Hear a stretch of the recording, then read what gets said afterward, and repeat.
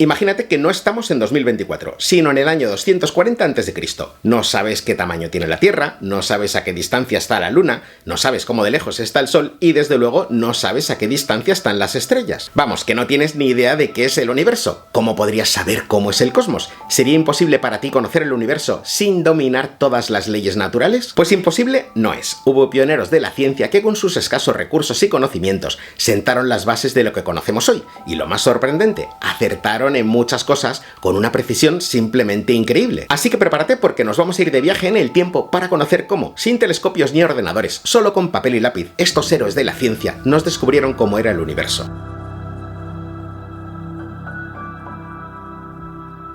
La primera concepción del universo era tremendamente simple e increíblemente equivocada al mismo tiempo, pero no nos llevemos a engaños, servía a su propósito, comprender el mundo tal y como lo veíamos con nuestros propios ojos. Y es que claro, si miras al firmamento lo que ves es algo estático. No en vano la palabra firmamento tiene su origen en firme. En ese momento de la historia se pensaba que el cielo era una cúpula brillante sobre la que estaban las estrellas, pero pronto se dieron cuenta de un detalle muy importante. Había ciertos cuerpos celestes que parecían estar separados de esta cúpula. El Sol, la Luna, Mercurio, Venus, Marte, Júpiter y Saturno describen órbitas distintas, así que sin duda había otras 7 cúpulas además de esta bóveda estrellada. La primera medición del universo la llevó a cabo Eratóstenes en el año 240 a.C.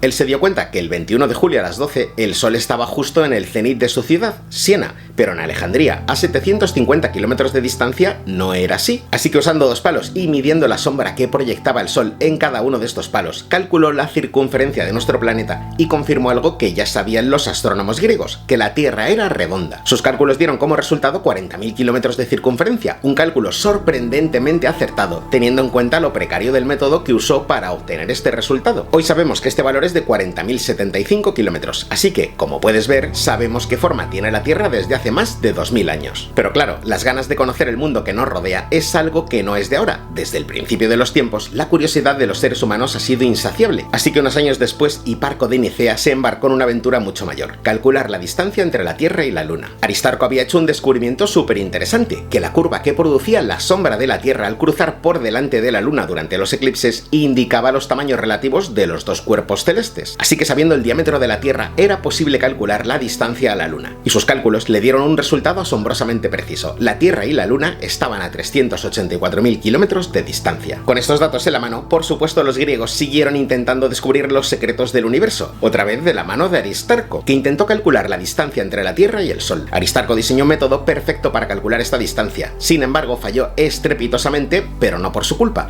Su método tenía un grave problema, y es que implicaba medir ángulos con una precisión que en ese momento era simplemente imposible. Sus cálculos arrojaron que el Sol estaba 20 veces más lejos de nosotros que la Luna, cuando en realidad está 400 veces más lejos. Así que, por supuesto, el siguiente cálculo también era incorrecto, ya que calculó que el Sol era 7 veces más grande que nuestro planeta. Sin embargo, con estos datos, algunos acertados y otros incorrectos, se dio cuenta de algo que a día de hoy sabemos que es cierto, que la Tierra orbitaba el Sol y no al revés. Por supuesto, ningún astrónomo, ni de la época ni posterior, le hicieron caso, aunque todos usaron sus cálculos para describir sus modelos del universo. Un cosmos en el que la Tierra es el centro de todo y el resto de cuerpos celestes orbitan a su alrededor. Esto es lo que conocemos como el modelo tolemaico. Este modelo fue válido hasta el año 1543, cuando Copérnico sorprendió a todo el mundo cuando demostró que la Tierra no era el centro del universo, sino que ésta orbitaba al Sol. A partir de ese momento la astronomía cambió para siempre, ya que este cambio en la concepción del universo abrió la puerta a innumerables descubrimientos.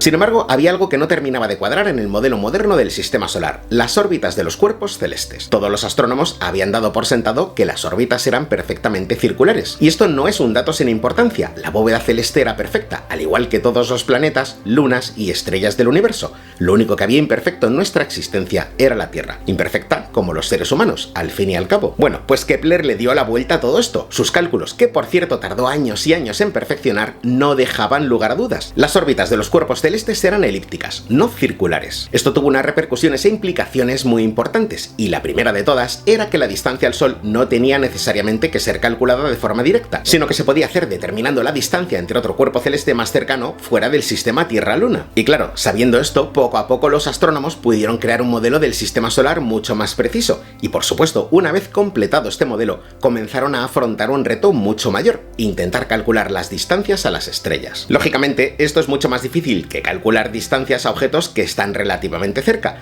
No es lo mismo calcular la distancia entre la Tierra y los cuerpos celestes de nuestro vecindario cósmico que calcular la distancia a objetos que están a miles de años luz de distancia. Así que para llevar a cabo esta impresionante tarea, los astrónomos usaron un método bien conocido por navegantes y artilleros, la paralaje. Un método muy preciso que permite calcular las distancias de forma fácil. Pero, ¿cómo funciona este método? Vamos a poner un ejemplo sencillo. Pon tu dedo delante de tu nariz a unos 10 centímetros y ahora míralo con un ojo cerrado y luego cambia al otro. Repite este ejercicio unas cuantas veces. ¿Ves qué pasa? Que el dedo parece que se mueve de lugar. Bueno, pues este método sirve para calcular la distancia en objeto porque tenemos dos datos muy importantes: la distancia entre los ojos y la distancia al propio objeto. ¿Qué problema tiene? Separa tu dedo a unos 30 centímetros de tu nariz y vuelve a hacer lo mismo. ¿Ves qué ocurre? Ahora parece que el dedo se mueve muy poco y mientras más lejos está de tu nariz, más complicado es calcular las distancias. El motivo es que la distancia entre tus ojos es muy pequeña como para calcular distancias grandes. No quiero complicar esta explicación, así que no voy a profundizar más en este tema, pero era importante explicarlo de una forma muy simplificada para que entiendas lo que viene a continuación, que te va a sorprender un montón. Como te contaba hace un momento, los astrónomos usaron este método para poder calcular las distancias a las estrellas. Bueno, usaron y usan, porque este es uno de los métodos que se usan actualmente para hacer estos cálculos. ¿Y cómo lo hicieron? Bueno, pues cambiaron el dedo por algo mucho más grande y alejado, algo de lo que conocían con precisión la distancia a la que está: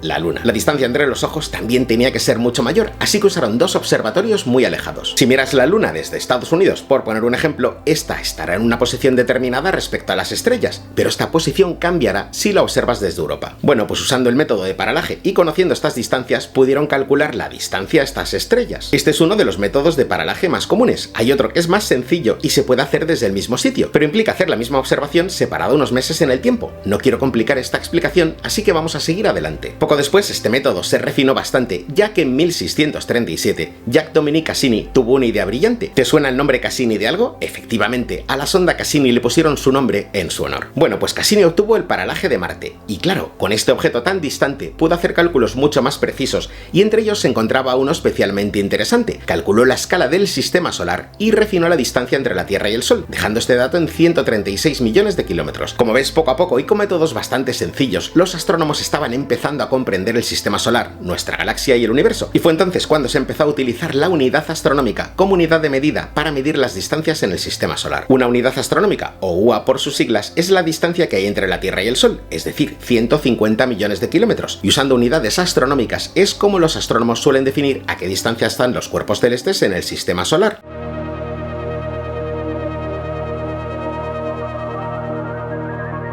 Bueno, pues ahora que sabes cómo se calculan estas distancias y que sabes que estos genios de la ciencia usaban métodos súper rudimentarios para hacer sus cálculos, te voy a dar unos datos que te van a sorprender un montón. Los astrónomos usando métodos actuales, observatorios terrestres y espaciales y sondas que valen miles de millones han repetido estos cálculos.